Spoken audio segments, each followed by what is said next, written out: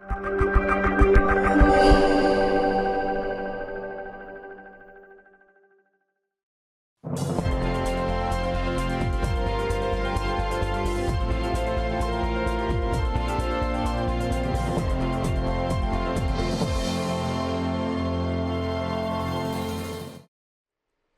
and welcome to another episode of the Veterans Corner. My name's Chuck Woodin and I'll be your host, joined by my co-host, Donna Dunyan.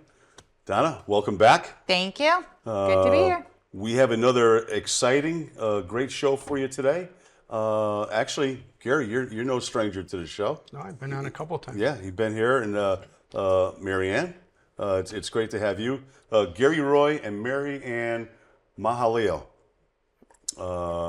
And that's got to be a first. That's got to be a first. You did it right. I did it right. Any of the viewers that have been watching for a while know that me and names don't get along, but it's great to have you guys. It really is. We're going to be talking about. Actually, we haven't talked about the museum, have we? No. I don't think we have. We're going to be talking about the World War II Legacy Foundation, Inc., and it really encompasses the World War II Museum that you guys have developed and come up with. So with that being said, let's veteran. No. I'm going to tell you what we normally tell people that have not served. Thank you for your service. Believe it or not, what you're doing now for the veteran community is extremely important. And we like to recognize that. Thank you. Thank you.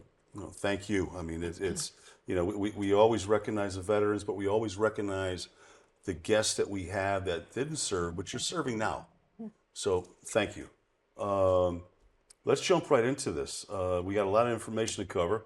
What got you interested in working with World War II veterans? Well, back in 1995, I met Dr. George Gentile at the Iwo Jima Memorial.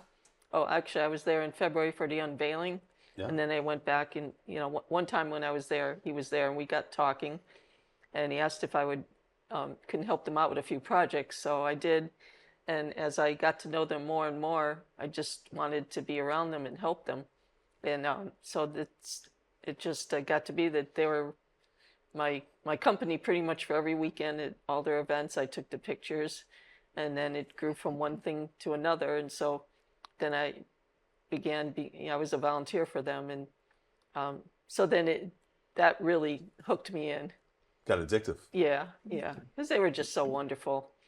And then when I started going out with Gary, I got him hooked too. So she brought me to different parades, banquets, cookouts, and they accepted me so well. It was, you know, you couldn't help but wanting to be with them and listen to them.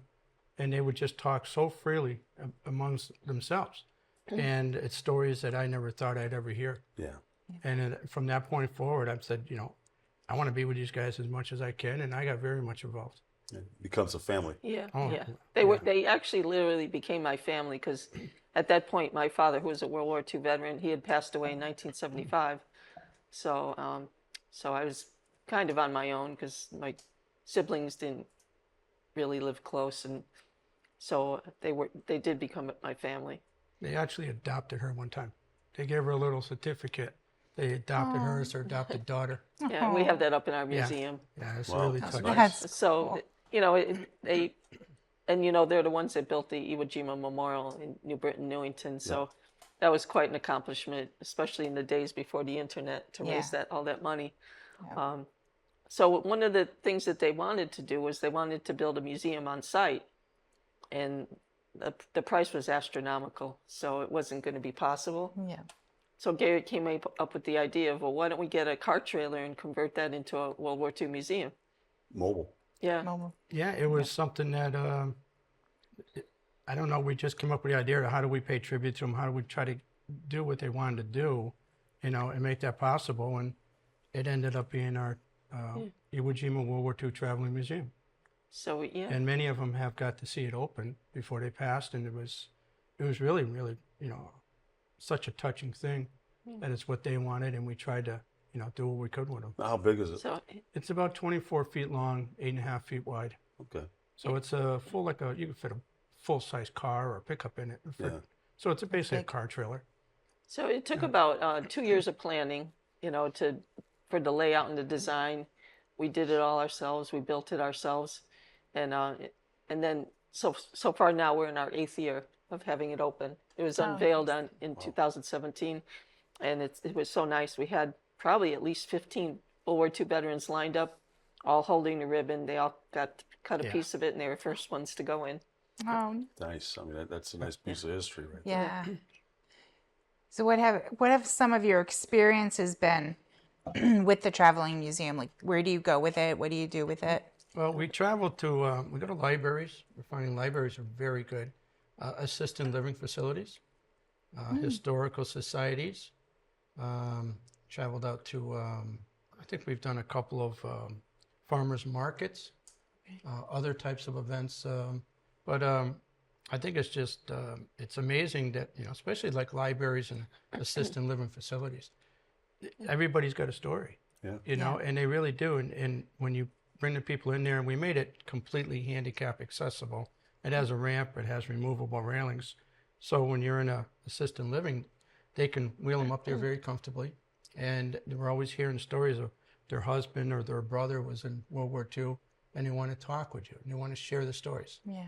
And it really helps them out, and it helps us out because we know that we're doing the right thing. Yeah. It must be a race against time right now. Yeah. That's one of the things we're working on. It's they're not going to be here very much longer. The average age is 100, so we are in a race against time to pursue the advancements that we want to be, which is, in addition to the traveling museum, we want to open a permanent site for an indoor museum. So, and we want them to see it. So we are in a race against time. How many World War II veterans do we have left here in Connecticut? I think it's estimated that throughout the country, there's less than 1% who fought in World War II are still alive. Wow. It's really hard to tell because some of them never joined any kind of organizations. And then sometimes you find somebody who's kind of local to you, and you look in the obituaries, you find he was a World War II vet, but he never joined anything, so nobody ever knows. Yeah. So it's really hard to tell what the number is. I dealt with a family today of a World War II veteran who's never utilized the VA for any services or anything. Yep. So he's a member of the local American Legion, but he doesn't use the VA for anything. So, like, what demographics do you use to try and capture that information? And how do you prevent the overlap? It's very, very tough to get a pinpoint on that. Even with the Iwo Jima survivors as well, there's some of them that came home and they just didn't want to think about it, talk about it, do anything. So they didn't identify. Right. They didn't want to identify with that part of their life. Them and Yeah. I'm home. That's behind me. Yeah. Let's go forward. So, what type of things do the visitors see when they come into the traveling museum? The museum basically has 9 different display cases, and they're all about 3 feet wide and 5 feet high. Wow. Plexiglass doors that we keep locked up, all LED lit. So we've had, we probably change out 2 or 3 of them per year in different themes. Right now we have one that's specialized towards Purple Hearts. We have some Purple Hearts in there, some information about them, some photos of some of the World War II vets who received Purple Hearts. We have a woman's Coast Guard uniform in there, information about her. And then we have the corpsmen from World War II. And we have a small display which has German stuff because it is part of World War II. And then the front of it, the trailer is like a V shape, so the front of it is all Iwo Jima, which is a bigger display. Then we have Army, Navy, and home front. So we have a really nice display about the home front. Type of telephones were used, radios they used, a lot of information. So we try to make all the branches recognized. And among other things. And we got a TV, which we play either DVDs or movies. And we have a small area for somebody to sit if they want to watch the TV, and a small little bookcase. So if they want to read through somebody's, pull a binder out that has pictures and information of some of our World War II vets, they can look and do that too. Now, is there is this a good weather? Only good weather.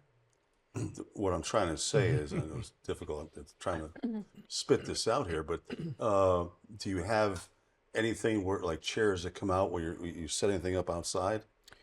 We try not to put too much outside because we like to keep everything under control because a lot of Yeah. times it's only the two of us. Yeah, And sometimes we've had, you want anything walking away? well, either that or bump Unfortunately, in. you got to look at it Well, that people way. could bump into stuff too Yeah. and it fall over. But we've had times, especially at some libraries, that there's so many people going in there, we're going to be there for 5 hours. We stayed for 7. Yeah. And the amount of people, it's like a line going in, looking and coming out, just constant. And there was no time to be outside and talk to people. And we try to be one-on-one as much as possible. We do have banners, descriptive banners that could go on the outside of the trailer. So when we get to where we're going, we'll put those up. And we're always creating more as time goes on. So even though there are things to look at on the outside, if it gets towards the end of the showing and it's slow, and we have like a homeschool student there or someone young or even older, we'll take things out of the cases and let them hold it and work one-on-one with them about that. Yep. But we can't do that when it's really busy. Yeah, No. it's nice to let them experience Yeah. Yeah. actually touching the Yeah, items. that makes a big difference. Yeah. Yeah. Do you get a lot of requests from schools to come? We haven't had a real lot from schools. Okay. I think a lot of the problem is school budgets are tight. Yep. And do they really cover much of World War II in school? Yeah. And you'd hate to show up at a school and unfortunately, I hate to say it, but a lot of middle school or even high school students, sometimes they associate something like World War II to something they can play on the video, Yeah. which is not the same. This is real and that's a video. Unless the school has a big interest in doing it, then I imagine they'd probably reach out to us. Okay. Yeah, we did one, and it was about 10 classes came through while we were there, one at a time, and it was we had questions for them to try to look up the Yeah. answers to as they go through, but we found that they weren't too interested or they weren't at the appropriate age, so They were a little too young. Yeah. They were interested, but they were only Yeah. half. Yeah. Yeah, they weren't really engaged And in it. it was hard to do because I was working and I worked during the day, and that's when the schools are open, so we didn't have really much time to do that. Yeah. Why did you start the World War II Legacy Foundation organization? Yeah. Well, while we were working for the most part, we had several volunteer organizations. We had to support our survivors of Iwo Jima. We had the Iwo Jima World War II Museum.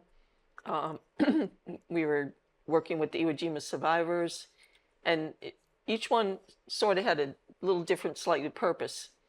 So it was hard to explain it to people when people had a question, wanted to know, called us up and wanted to know, had a question. We had to find out what their question was for so we could direct them in the right direction. But so to make things easier, we took those volunteer organizations, grouped them all together, and became a nonprofit in 2022. And we figured, well, what could we call ourselves that would encompass it all?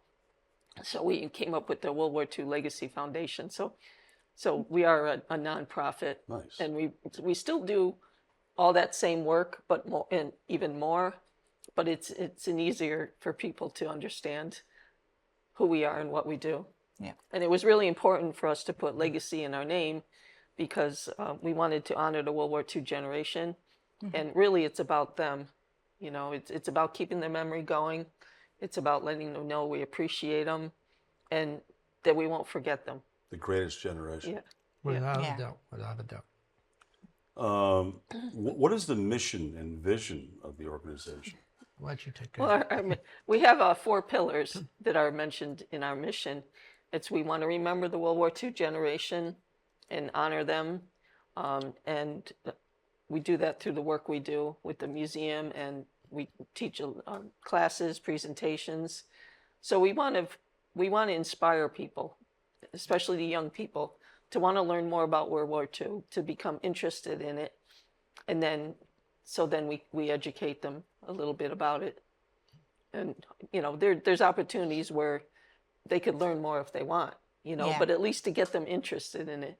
So that's our mission, and our vision is to become, well, right now there are no World War II museums in Connecticut. And there are some in other states. There's one in New Hampshire, but they're only open 6 months a year. There's another one in Rhode Island. So there really isn't any in Connecticut, Vermont, Maine, New York. So we want to become the premier Connecticut site for anything that has to do with World War II education, museums. And our vision is, that's our vision, is to become the premier center. And we want to have a lot of hands-on activities for adults and children, all ages, so that they could learn and become interested in, and help people do research about maybe a veteran in their family.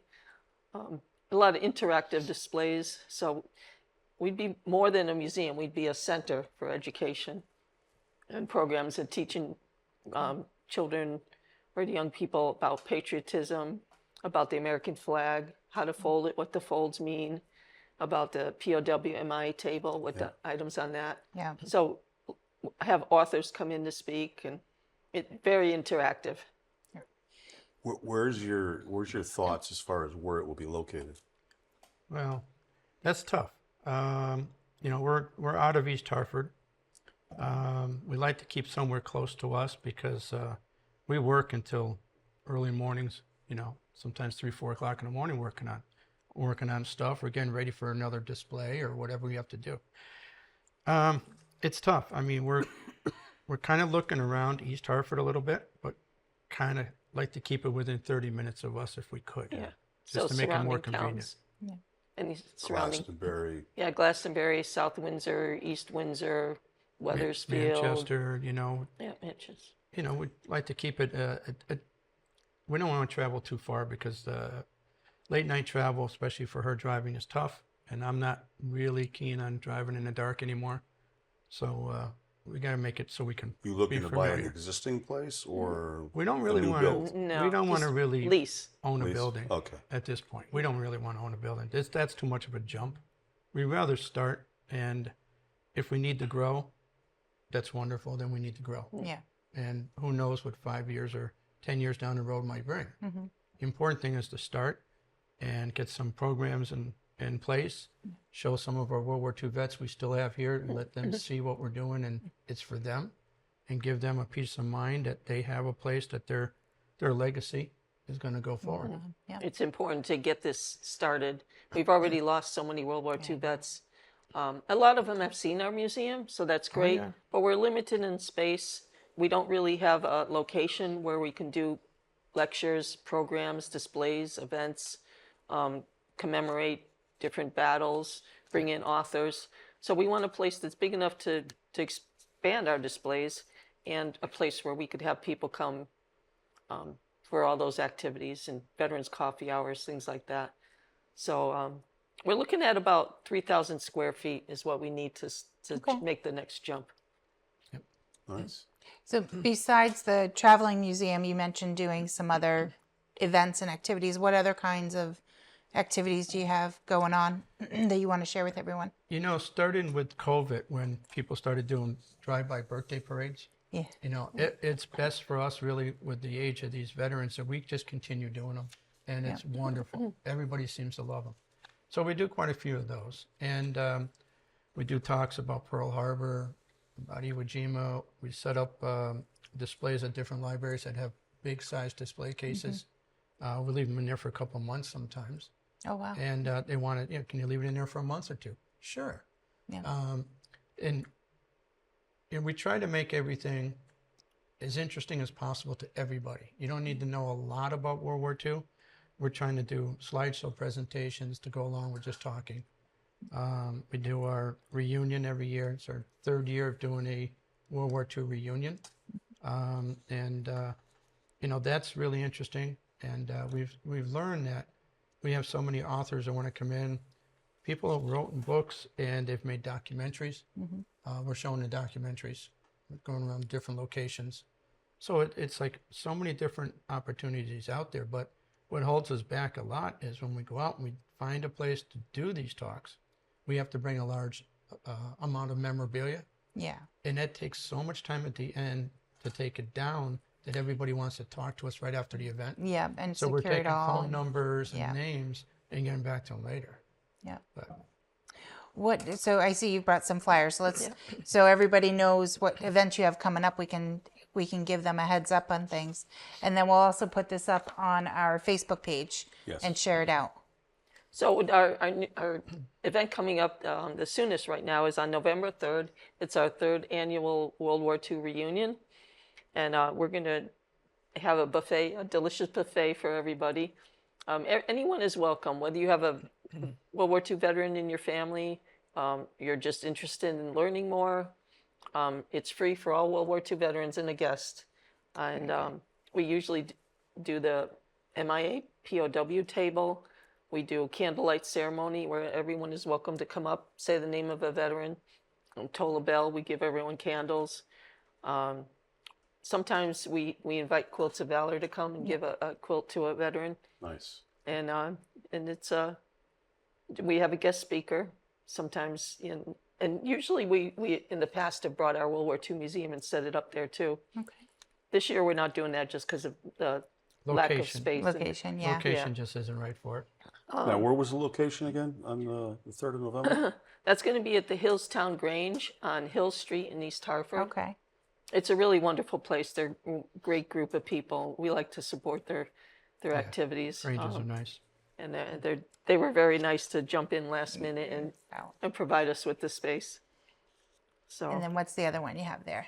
Now, we talked about location, and we might have found a location in East Hartford. It's a very nice. It's already set up pretty much what we need. There's no build-outs that have to be done, and we're going to do kind of I don't know if I'd call it an open house, but maybe a preliminary day to take a look around before any of the repairs are done. Or we're just going to set up some memorabilia, Yeah. and we just want to do a meet and greet with people. Okay. And that's Sunday, November 10th. It also falls on Marine Corps birthday. Oh yes. And that's So we're going to Veterans Day recognize. weekend. Yeah. Yeah, we'll have a cake. We'll cut a cake right. in honor of the Marines. So it's, kind of, we think it's going to be a good spot. We're hoping to use it. We're just going to have to see where it goes down the road. And where's that's- the location? That's 102 Pickens Street in East Hartford. Okay. And that's from, what is that? From 10 to 4. To 4. 10 to 4. and the Marine Corps birthday celebration is at 1 o'clock. 1 o'clock. So we'll have a cut the cake, and we're going to have the honor guard there. So it's going to be, just come on down, talk to us, see some of it. We're going to have some things on display there that we normally haven't displayed just because they're big items. Yep. So we're going to focus on bringing those, and we'll have some raffles, and people can find out more about us. And We'll have probably at least 2 World War II vets there, hopefully. yeah, we have a couple coming. Yep. And then we keep, if people want to follow us, we have more events coming up in December. Okay. So how can they follow you? Where can they get more information? Okay, well, the best thing is if they can call us, because we like to talk to people one-on-one. Yep. It's much easier than going back and forth with messages. Our number is 860-810-8736. They could also find us on Facebook by looking up World War II Legacy Foundation. And we recommend going there. As a last resort, you could go to our website. We're a little behind, but it's www.legacyfoundation.org. Well, I tell you, like all our shows, they go by like that. Yep. We actually had a number of other questions we would have loved to ask you, but with about a minute left, I don't think we'll be able to squeeze that No, in. not this time. It was great to have you out here, Marianne. Thank you. Thank Gary, you for good to see inviting you us. here again. Yeah, thanks for having us. I mean, we'd love to have you back again to get an update on everything that you're doing. Yeah. Sure, anytime you want. Love So, to come here. with that being said, I guess we'll close That's it it. out. That's These shows go by so fast. Yeah. So, with that being said, I want to thank the viewers for watching. Good night. Till the next time on the Veterans Corner. Good night.